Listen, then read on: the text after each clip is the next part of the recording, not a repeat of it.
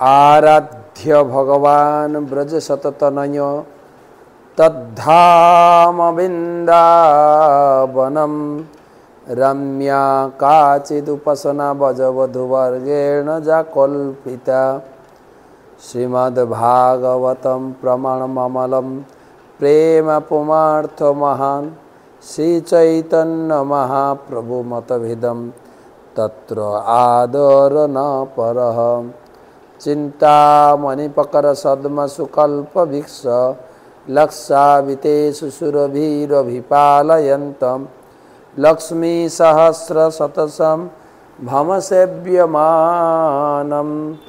गोविन्दमादिपुरुषं तमहं भजामि श्रीमद्वृन्दावनं रम्यं जमुनया प्रदक्षिणत् शुद्ध्य शरणमयं स्थानं कल्पवृक्षशोभनं नानापुष्पवनं तत्र गन्धेषु परिपूरितं ध्येयं वृन्दावनं धाम गोपगोपीविराजितं। বৃন্দাবন ধামে ভগবানের সেই দামবন্ধ লীলার অনুস্মরণ। ভগবানকে মা যশোদা উদুখলে বা প্রেমের বন্ধনে বেঁধেছেন। ভগবান সেই বন্ধনগ্রস্ত অবস্থায় মনে পড়েছে নলকূপ মণিগ্রীব, তারাও কত যুগ ধরে আমার মায়ের উঠোনে তারা বন্ধনগ্রস্ত হয়েছে, তাদেরকে যে উদ্ধার করতে হবে। তাদের উদ্ধারের লক্ষ্যে ভগবান উদুখল টেনে টেনে নিয়ে দুটো গাছে আটকে গেছে। গতকালকে আমরা 28 নম্বর শ্লোক পর্যন্ত পড়েছিলাম। তত্র সিয়া পরময়া ককুভোষ স্ফুরন্তম সিদ্ধ্যা বুপেত্য কুজয়েরিব জাত বেদা কৃষ্ণং প্রণম্য শিরসা খিললোকোপানাতম বধ্যাঞ্জলি বিরজ সাবি মুচতুস্ম। আজকে 29 শ্লোক। কৃষ্ণ কৃষ্ণ মহাযোগী তমাদ্য পুরুষ পর ভক্ত্যা ব্যক্তমিদম বিশ্বম রূপম তে ব্রাহ্মণা বিদু।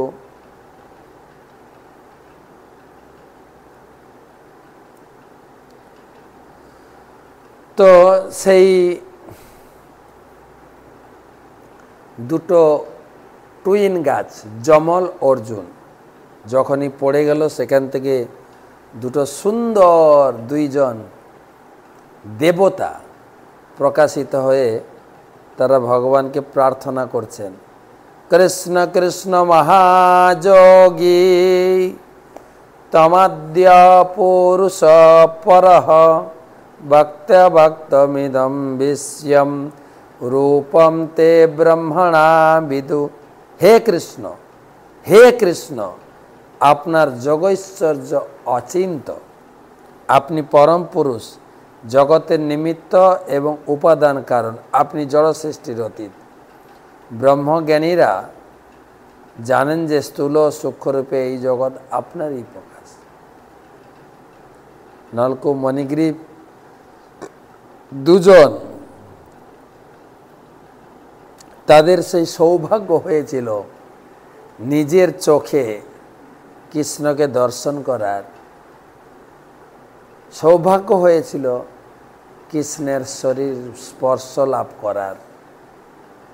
কৃষ্ণকে তারা স্পর্শ করেন, কৃষ্ণকে তাদের স্পর্শ দান করেছিলেন, দর্শন দিয়েছিলেন এবং কৃষ্ণের সামনে বসে ভগবানকে স্তুতি করার সৌভাগ্য, স্মৃতি সব কিছু ভগবান দান করেছিলেন। তা আবার বৃন্দাবনে ভগবানের বাড়িতে বসে।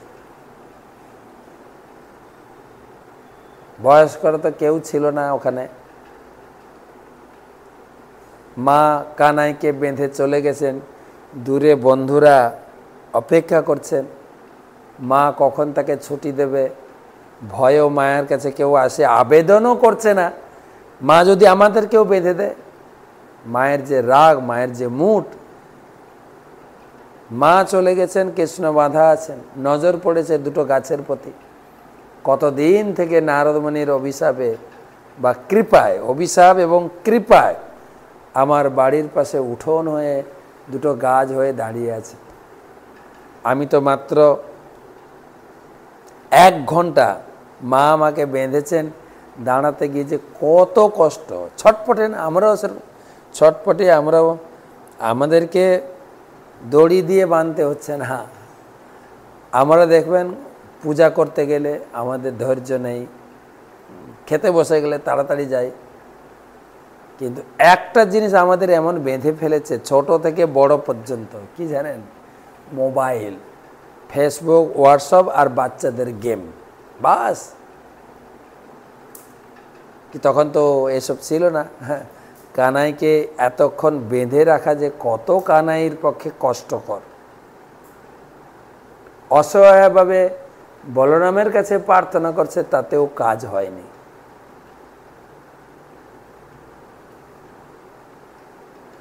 সেই বন্ধন দশা অনুভব করে ভগবানের মনে পড়লো, আরে নারদ মুনি তো কথা দিয়েছেন এদেরকে উদ্ধার করতে হবে, তা আমাকে তো করতেই হবে। কেন? ভক্ত যা বাসনা করে, ভক্ত যা রেজুলেশন বানায়, আমাকে ওটা পালন করতে হবে। বৈষ্ণবের আবেদনে কৃষ্ণ দয়াময়, এহেন পামরপতি হবে ন সদয়। আমার পরম ভক্ত নারদ মুনি তিনি রেজুলেশন বানিয়ে গেছেন যে এদের দুজনকে উদ্ধার প্রভু আপনাকে করতেই হবে, দর্শন দিয়ে উদ্ধার করবেন। আপনার উঠোনের সৌন্দর্যতা বৃদ্ধি করে, ঘরের সৌন্দর্যতা বৃদ্ধি করে দুটো অর্জুন গাছ জন্মাবে। ঘরের সৌন্দর্যতা বৃদ্ধি হয় না, দেখবেন বর্তমান লোকে যারা ধনী লোক তারা বাড়ির সামনে বাগিচা, বারান্দায়, ঘরে কত গাছপালা গুছিয়ে রাখেন। তারপরে তো অনেকে বাড়ির সামনে দেবদারু গাছ, পাম ট্রি, খেজুর গাছ, নারকেল গাছ, এগুলো শোভা, ঝাউ গাছ খুব শোভা দেখে। আমি কয়েকদিন আগে পুরীতে ছিলাম, মানে 4 তলায় আমাকে একটা ঘর দেওয়া হয়েছিল। জানলা দিয়ে তাকিয়ে দেখতাম ঘর বাড়ি, শুধু ঘর বাড়ি, কিন্তু মাঝখানে একটা করে নারকেল গাছ দাঁড়িয়ে আছে। কি সুন্দর দেখতে লাগছে। হ্যাঁ, নারকেল গাছটা পুরো একদম খাড়া, মাথায় সুন্দর করে তার পাতাগুলো ছড়িয়ে আছে আর নারকেল ডাব ধরে আছে, শোভা লাগে। আমিও দেখি যত আর্কিটেকচার বিল্ডিংয়ের প্ল্যান করেন, গাছপালা লাগান, কিন্তু এইখানে এই গাছ থাকবে, এই গাছ থাকবে, এরকম শোভা থাকবে। তো নারদ মুনিও ভগবান কৃষ্ণের আঙ্গিনা সাজানোর জন্য দুটো দেবতাকে পাঠিয়েছেন, গাছ হয়ে জন্মাও, ঘরের জন্য শোভা থাকে, আর সবাই যাবে তোমাদের পিকচার নিতে। সেই গাছ হয়ে দাঁড়িয়ে আছেন, কখন যে ডিউটি শেষ হবে ভগবানের মনে পড়েছে, আরে এদেরকে তো উদ্ধার করার কথা অনেক আগে থেকেই। নারদ মুনি একদম নির্দেশ দিয়েই রেখেছেন, আমাকে তো করতেই হবে। মা যদি এই উদকলটা না বাঁধতো তাহলে তো হতো না। যাই হোক, ভালো হয়েছে, শোনো এইটা দিয়ে কাজ করি। উদকল টেনে টেনে নিয়ে দুটো গাছে আটকে গেল, আর অনায়াসেই গাছ পড়ে গেল। ছুটে এসছেন ব্রজবাসীরা, বিশাল ভূকম্পের মতো বিশাল আওয়াজ হয়েছে, কোথায় যেন কিছু একটা পাহাড় টাড় ভেঙে পড়েছে বা কিছু একটা হয়েছে। জানা গেল কোথা থেকে আওয়াজ হলো, এই গাছ দুটো পড়েছে। মা যশোদার উঠোনে বড় বড় দুটো অর্জুন গাছ পড়েছে। এই খবর আসতেই নন্দ বাবা দৌড়াচ্ছেন, মা যশোদা দৌড়াচ্ছেন। মা যশোদা বলছে, আমার কানাই ঠিক আছে তো? সবসময় এই বৃন্দাবনে অসুরের উৎপাত বা যত কিছু। মা যশোদা ছুটে আসতে আসতে নন্দ মহারাজ কোলে কানাইকে নিয়েছেন, কানাইকে আদর করছেন, সব ব্রজবাসীরা জিজ্ঞেস করছে এই দুটো বড় গাছ পড়লো কি করে, কোনো অসুর এসছে নিশ্চয়। তখন কৃষ্ণের বন্ধুরা বলছেন, না না মা, তুমি যে এই উদুখলে বাঁধলে না, কানাই তো 1 মিনিট স্থির থাকতে পারে না। হ্যাঁ, উদুখলটাকে টেনে টেনে নিয়ে যাচ্ছে, আর এই দুটো গাছে আটকে গেছে, আর লাগতেই দুটো গাছ হুড়মুড় হুড়মুড় হুড়মুড় করে পড়ে গেল। জানো, দুটো বড় বড় দেবতা বেরোলো, দিয়ে প্রার্থনা করতে শুরু করলো। আর কৃষ্ণ দাঁড়িয়ে মুচকি মুচকি হাসছেন, এবং তারা প্রার্থনা করে ভগবানের কানাইয়ের অনুমতি নিয়ে তারা স্বর্গলোকে ফিরে গেল। বাচ্চারা যখন কোনো সত্যি কথাও বলে, লোকেরা খুব একটা গুরুত্ব সহকারে গ্রহণ করে না বা পাত্তা দেয় না। এই বাচ্চা ছেলে দুটো এত বড় বড় গাছকে টেনে টেনে ফেলতে পারে নাকি? অসম্ভব। বাচ্চাদের আর কি করে বুঝাবে বলুন?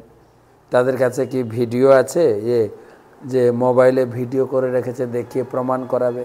ছিল না। তারা যেটাই দেখেছে সেটাই বলেছে, কিন্তু কেউ বিশ্বাস করছে না।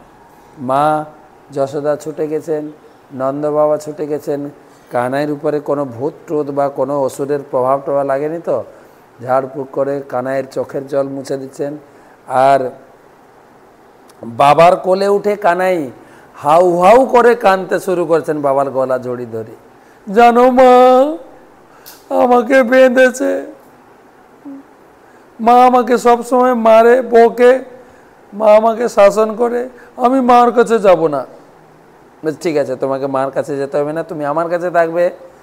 তুমি মার উপরে রাগ করো না, আমি মার কাছে যাব না। আর যশোদা মা শুনতে পাচ্ছেন, কানাই জোরে জোরে বলছে, আমি মার কাছে যাব না। মা তো এমনি ভয় পেয়ে গেছেন যে গাছ দুটো পড়ে গিয়ে কানাইয়ের কোনো ক্ষতি হয়েছে কিনা। যা কিছু করতে যায় সবই উল্টো হয়ে যায়। তো মা ছুটে আসেন কানাইকে কোলে নেওয়ার জন্য। কানাই, তুমি ঠিক আছো তো? কেমন আছো? না, আমি তোমার কোলে যাব না, তুমি আমাকে বেঁধেছ, আমাকে কষ্ট দিয়েছ, আমি তোমার কাছে যাব না। তখন নন্দবাবা বলছে, ঠিক আছে, তুমি আমার কাছে। না, আমি কোনোদিন মার কাছে যাব না, কোনোদিন মার কাছে যাব না। বাবা, তুমি আমাকে বলবে না মার কাছে যেতে, আমি তোমার কাছে থাকবো, তোমার কাছে খাবো, তোমার কাছে ঘুমাবো, তোমার সঙ্গে আমি মাঠে যাব, মার কাছে আমি যাব না। ব্যাস। মা তো পাথরের মতো হয়ে গেছে। এমনি তো বেঁধে ভুল করেছেন, অনেক গোপী তাকে মানা করছিল, বেঁধো না বেঁধো না বেঁধো না, জিদ দিয়ে বেঁধেছেন, হলো উল্টো, গাছ টাছ পড়ে কি না কি হয়ে গেল একটা। আর তার উপরে কানাই জিদ ধরেছে, আমি কোনো দিন মার কাছে যাব না, আমার ভালো লাগে না মাকে। বাস। যশোদা মা দাঁড়াতে দাঁড়াতে থপ করে পড়ে গেলেন, ঝরঝর করে কানতে কানতে মূর্ছিত হয়ে গেল। নন্দবাবা বলছেন, কানাই, তুমি মার উপরে রাগ করেছো না? কানাই কিছু বলছে না, এখন মার দিকে তাকিয়ে আছে। আগে বলছিল, হ্যাঁ আমি মার উপরে রাগ করেছি, মার কাছে, এখন কিছু বলছে। নন্দবাবা বসে পড়লেন কানাইকে কোলে নিয়ে। মা যশোদাকে তিনি তুলছেন, মা যশোদা মূর্ছিত। নন্দবাবা কানাইকে বলছেন, কানাই, তোর মাকে দেখো, মা কষ্ট পাচ্ছে না, তুমি মার কাছে যাবে না? কানাই কিচ্ছু বলছে না, মার দিকে তাকিয়ে আছে। মার দিকে তাকিয়ে কানাইয়ের চোখে জল এসে গেছে। বাবার কোল থেকে নেমে মাকে জড়িয়ে দিয়েছে, মা মা, ও মা মা মা। এই মা মা শব্দ শুনে মা যশোদার চেতনা ফিরছে। ফিরতে ফিরতে দেখে কানাইকে জড়িয়ে দিয়েছে, কানাই মাকে জড়িয়ে ধরেছে। কানাই মায়ের চোখের জল মুছে মুখের দিকে তাকিয়ে বারে বারে মাকে আদর করছেন, মায়ের গালে চুম্বন দিচ্ছেন। মা, ও মা, আমার খুব খিদা পেয়েছে গো। তো মা তাকে কোলে নিয়ে স্তন পান করালেন। সেই মধুর লীলা, ইতি দীক্ষ লীলাভি আনন্দ কুণ্ডে সঘোষম নিমজ্জন্তম মক্ষপয়ন্তম। ব্রজবাসীদের আনন্দ আনন্দ আনন্দের সমুদ্রে ভাসিয়েছেন কানাই ভিন্ন ভিন্ন লীলা আস্বাদন করিয়ে। তো তারই তো সেই গাছ দুটো পড়ে গেল, সেটাই আলোচনা। সেই দুটো দেবতা বেরিয়ে প্রার্থনা করছেন যে আপনি হচ্ছেন আদি পুরুষ। এই জগতে যা কিছু হচ্ছে, সরাসরি বলুন নিমিত্ত বলুন, সরাসরি নিমিত্ত মানে একটা জিনিস দেখেন, এই সূর্য উঠছে, অস্ত যাচ্ছে, ঋতু পরিবর্তন হচ্ছে, এগুলো মনে করবেন যে অটোমেটিক হচ্ছে না, তো ভগবান সব কিছু করাচ্ছে পরোক্ষভাবে। সেই জন্য সরাসরি আর নিমিত্ত সব কিছুর পিছনে ভগবানের হাত আছে। আমাদের সরলতায় গ্রামের লোকজন বলে ভগবানের ইচ্ছা ছাড়া গাছের একটা পাতাও নড়ে না। এটাকে আবার অনেকে অপব্যবহার করছে। আমি যখন একবার প্রচার করছিলাম, একটা ইয়াং ছেলে সিগারেট খাচ্ছে, যে আমাদের বই নিয়ে দোকানে এসছে, তো বই দেখে আমি বললাম সিগারেটটা ফেলে দেন। বলছে কেন? ভগবান সকলের হৃদয়ে আছেন না, ভগবানের ইচ্ছা ছাড়া তো কোনো কিছু হয় না। এই যে সিগারেট খাওয়াটাও ভগবানের ইচ্ছা। আমি বললাম অনেক সময় অনেক অনেক এরিয়াতে সিগারেট খাওয়া নিষেধ থাকে, জানেন?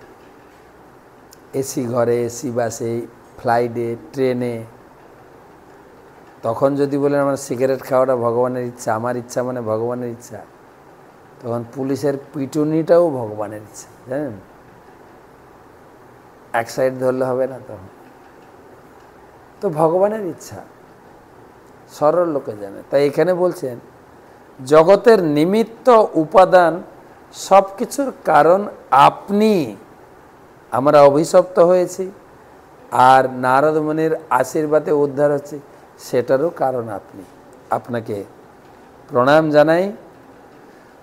তমেক সর্বভূতানাং দেহস্তত্মেন্দ্রিয়েশ্বর তমেব কালো ভগবান বিষ্ণুরব্যয় ঈশ্বর তং মহান প্রকৃতি সুকুমা রজসত্তমোময়ী তমেব পুরুষাধ্যক্ষ সর্বক্ষেত্র বিকারবিদ।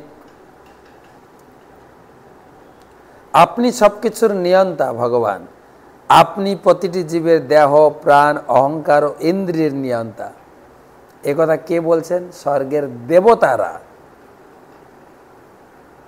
এটা কোনো মামুলি লোকের লেখা নয়, কিন্তু স্বর্গের দেবতারা বলছেন ভগবান আপনি সব কিছুর নিয়ন্তা। আমার চোখের পলক পড়ছে, সেটাও আপনি।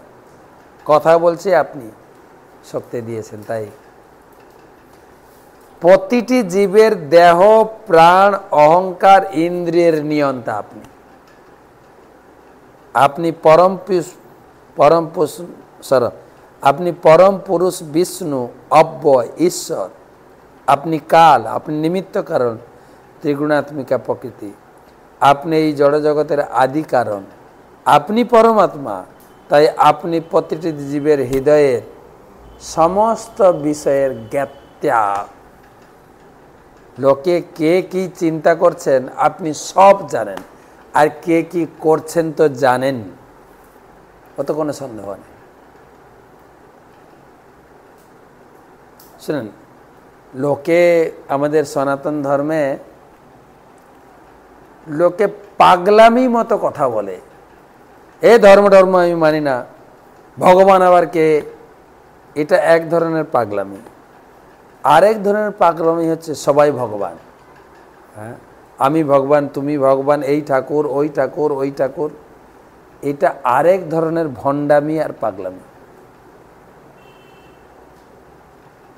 অন্যান্য ধর্মে একজনকে পূজা করে, আমাদের ধর্মে এত পূজা পদ্ধতি, ধর্মচর্চা কেন?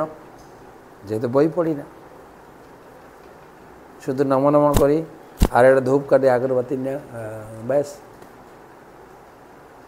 আরে ধর্ম একটা বিজ্ঞান, দর্শন সমন্বিত, এর পিছে যুক্তি কারণ সব কিছু রয়েছে, আর বিজ্ঞান সমন্বিত। ভগবদ্গীতা একটা অধ্যায় তো ভগবান নাম দিয়েছে বিজ্ঞান যোগ, বিজ্ঞান ভিত্তিকভাবে বুঝিয়েছেন, সব কিছুর পিছনে বিজ্ঞান কাজ করছে। তা আপনি পড়াশোনা করবেন না, রাস্তাঘাটে আর ধর্ম আবার কি? আমি যে সংসারটা পালন করছি এটাই আমার ধর্ম।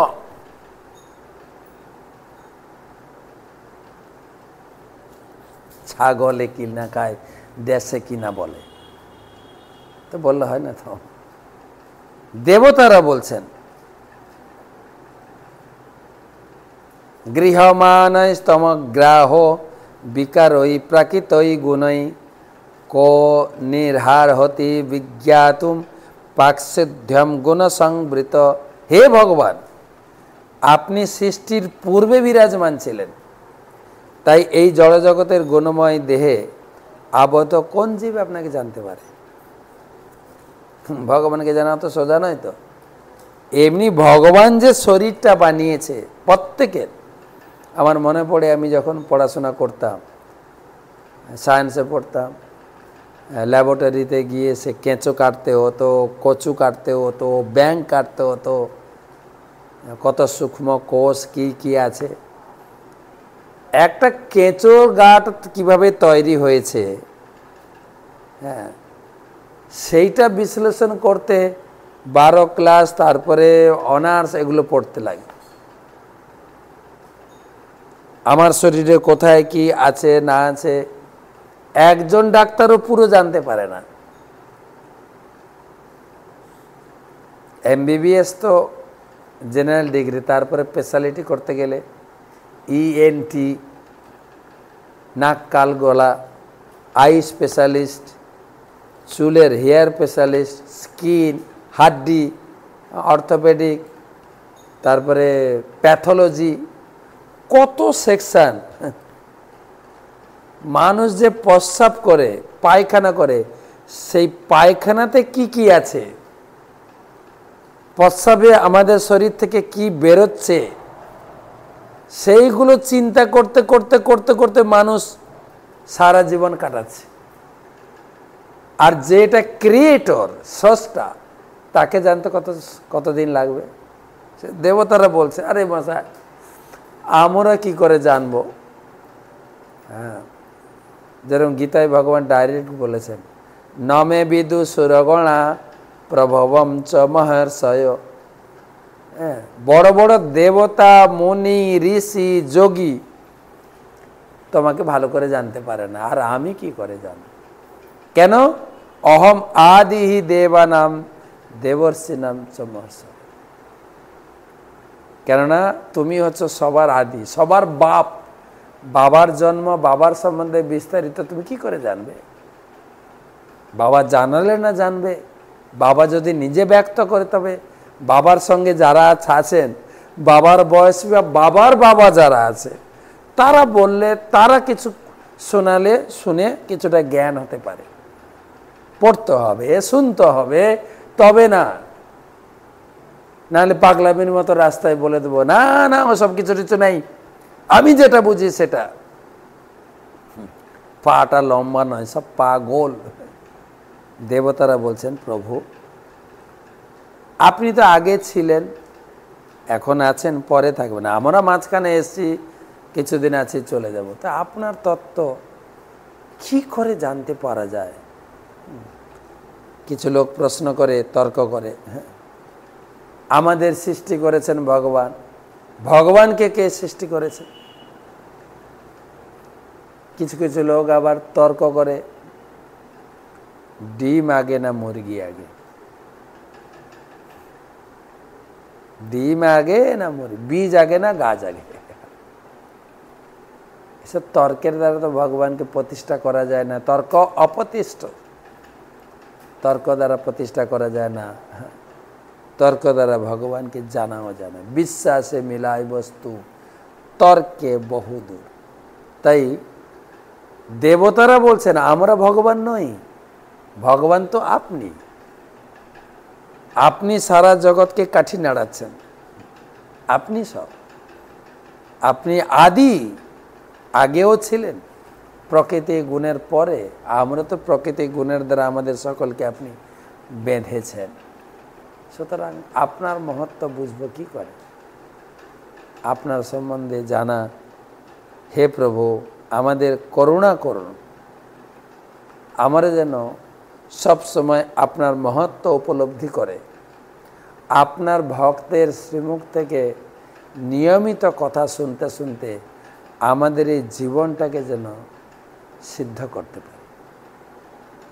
তো প্রভুপাদ তাৎপর্যে লিখলেন যে ভগবানকে জানা অত্যন্ত কঠিন, তবে শ্রী চৈতন্য মহাপ্রভু যে পন্থা দিয়ে গেছেন, হ্যাঁ, অত শ্রীকৃষ্ণ নামাদি ন ভবেদ গাহ্যম ইন্দ্রিয় সেবন মুখ হি জিভাদ স্বয়মেব স্ফুরতদ। ভগবান তার কাছে প্রকাশিত হন, কার কাছে? জিভা দিয়ে যিনি সেবা করে। জিভা দিয়ে দুটো সেবা হয়, একটা হচ্ছে নাম সেবা, আর হচ্ছে প্রসাদ সেবা। নাম গ্রহণ এবং নামের প্রচার এই মুখের দ্বারাই। আর এই মুখের দ্বারা কেবলমাত্র প্রসাদ গ্রহণ যদি করি, প্রসাদ প্রসাদ প্রসাদ, ধীরে ধীরে শুদ্ধ হবে।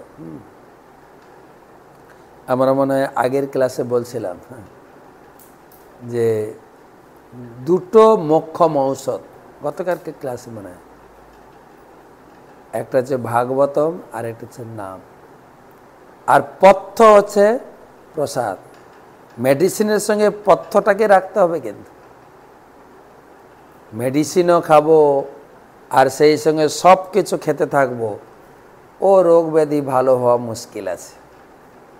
আর আমি কালকে বলেওছি, রোগ ব্যাধি চলতে থাকবে, ডাক্তারের কাছ থেকে মেডিসিন নিয়ে খেতে থাকবে, ডাক্তারও বাঁচতে থাকবে আপনার টাকা নিয়ে। তো সেই জন্য সেবন মুখ, এই মুখ দিয়ে হরিনাম, এই মুখ দিয়ে প্রসাদ সেবা, নামের প্রচার করতে করতে স্বয়মেব স্ফুরত, স্বয়ং ভগবান প্রকাশিত হবেন হৃদয়ে। তো আজকে 32 পর্যন্ত। এবারে আমরা ভাগবতমের ধারাবাহিক যে পঞ্চম স্কন্ধের কথা, লাস্ট 6টা শ্লোক আছে, আজকে 3খানা শ্লোক পড়ব। নম ওং বিষ্ণু পাদায় কৃষ্ণ প্রেষ্ঠায় ভূতলে শ্রীমতে জয় পতাকা স্বামী নীতি নামিনে নমাচার্য পাদায় নিতাই কৃপা প্রদায়িনে গৌরকথা ধামদায় নগর গ্রাম তারিণে।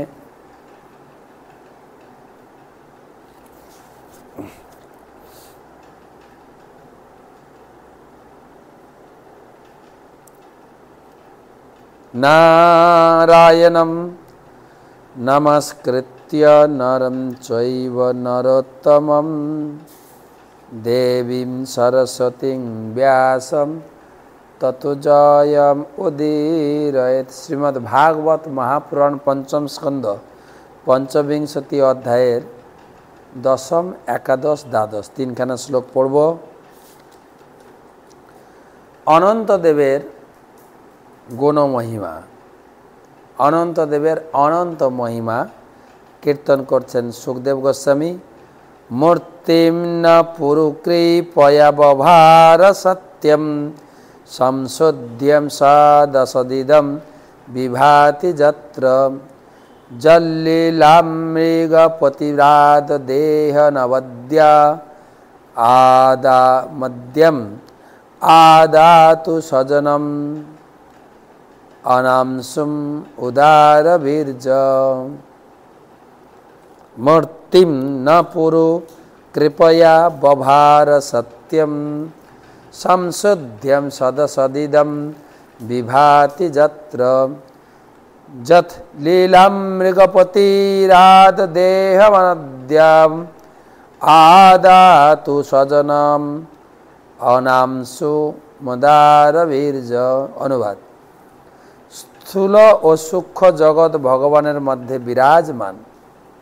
তার ভক্তদের প্রতি অহেতুকী কৃপাবশত তিনি তার বিভিন্ন রূপ প্রকাশ করেন, যা সর্বতভাবে চিন্ময়। পরমেশ্বর ভগবান পরম উদার এবং তিনি সমস্ত যোগ ঐশ্বর্য সমন্বিত। তার ভক্তদের মন জয় করার জন্য, তাদের হৃদয়ে আনন্দ দান করার জন্য তিনি বিভিন্ন অবতারে প্রকাশিত হয়ে বিভিন্ন লীলাবিলাস করেন।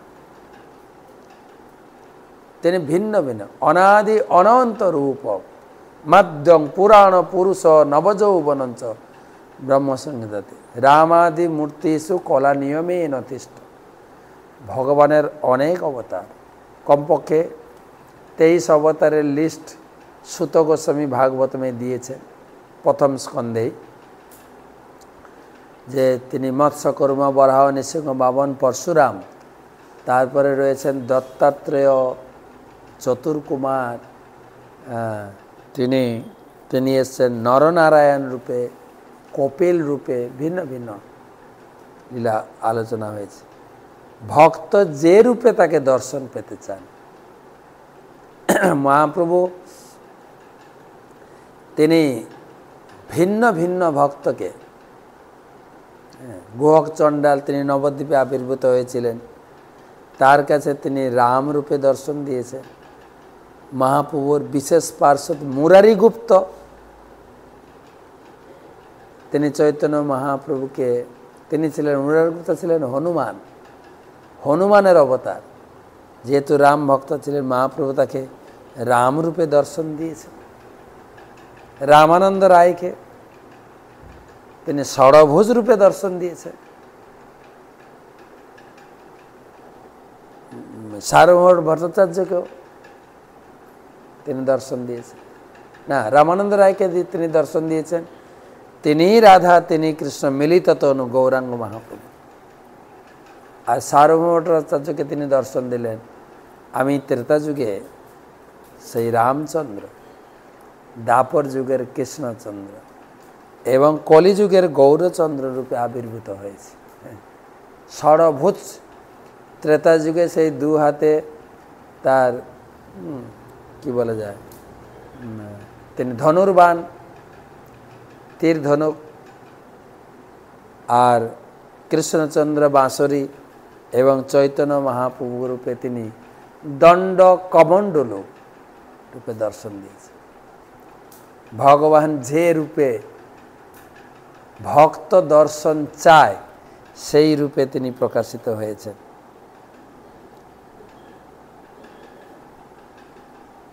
তিনি বরাহ রূপেও এসেছেন, গর্ভোদক সমুদ্র থেকে তিনি পৃথিবীকে উদ্ধার করলেন।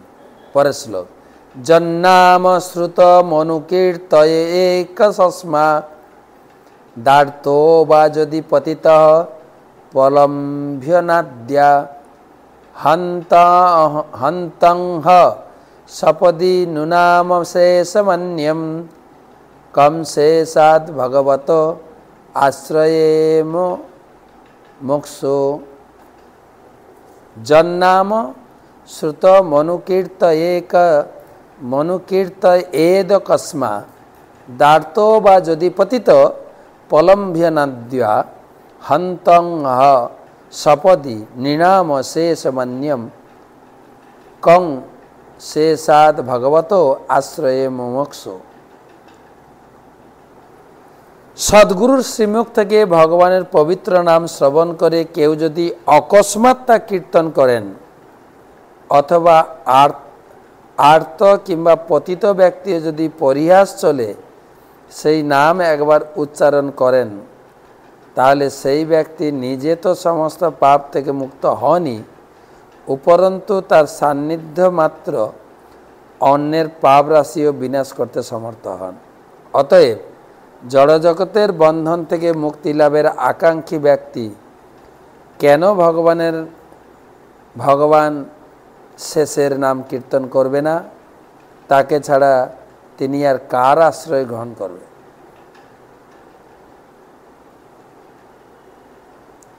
ভগবানের নাম জন্নাম শ্রুত অনুকীর্তয়েদ কস্মা, ভগবানের নাম শ্রবণ করে, ভগবানের নাম অনুস্মরণ করে ব্যক্তি মুক্তিপ্রাপ্ত হয়। অতএব কেন সেই ভগবানের গুণকীর্তন লোকে করবে না? নাম শুনে যার এত প্রেম জাগে, চোখে আনে এত জল। কোনো কবি লিখেছেন, সখী সে হরি কেমন বল। ভগবানের নাম, ভগবানের স্মরণেই ভক্ত বিমোহিত হয়ে যায়, ভক্ত এই জগৎ থেকে উদ্ধার পায়। সেই ভগবানের নাম কে না কীর্তন করবে, কে না দর্শন করবে? মূর্ধন্যর্পিত মনোবাত সহস্রমূর্ধন ভূলোকম স গিরি সরিত সমুদ্র সত্যম আনন্তাদ নিমিত বিক্রমস্য ভুম্ন কবির্জান্ন অধিগণনেত সহস্রজিহ্য। মূর্ধন্যর্পিত মনোবৎ সহস্রমূর্ধন ভূগোলম স গিরি সরিত সমুদ্র সত্যম আনন্তাদ নিমিত বিক্রমস্য ভুম্ন কবির্জান্ন অধিগণয়েত সহস্রজিহ্য।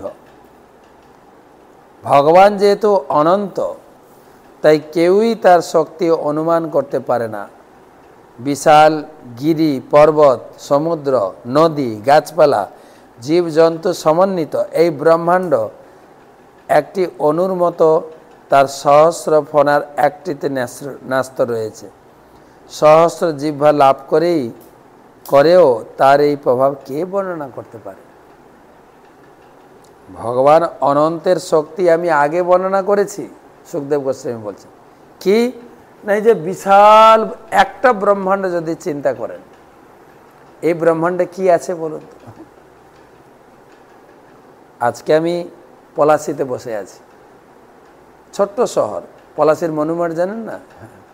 পলাশির যুদ্ধ হয়েছিল, কে ছিল যেন? মীর জাফর ব্রিটিশকে হারালো না? ব্রিটিশকে হারে নেই, আমরা হেরে গেলাম। মীর জাফর ও আমাদের হয়ে ব্রিটিশের দলে যোগ দিল, আছে না সব কাহানি।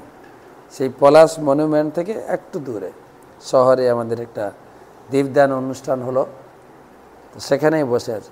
এত ঘরবাড়ি, ছোট্ট শহর। আর কালকে তো ছিলাম কলকাতায়। কলকাতা সে আফ্রিকার গাছপালার জঙ্গল না, বিল্ডিংয়ের জঙ্গল। বিল্ডিং বিল্ডিং বিল্ডিং আর বিল্ডিং। লোকজন যে কিভাবে থাকে, বাপরে বাপ! তো এত বিল্ডিং, গাছপালা। আর আপনি যাবেন হিমালয়ের দিকে, আপনি যাবেন সে আমি ত্রিপুরাতে ঘুরি, পাহাড় আর পাহাড় আর পাহাড়। তো এত পাহাড় পর্বত, গাছপালা, বিল্ডিং, তারপরে জল, 7 সমুদ্র, কত জলের ওজন। এ সমস্ত মিলে যে ব্রহ্মাণ্ড, পুরো ব্রহ্মাণ্ডের ওজন কত হবে বলুন? কত ওজন হবে? সেই একটা ব্রহ্মাণ্ড এই অনন্ত শেষের অনেকগুলো ফণা, সহস্র ফণার উপরে একটা ফণার উপরে রয়েছে। মনে হয় যেন সর্ষে ফেলা আছে। তিনি কত শক্তিমান, কত সামর্থ্য!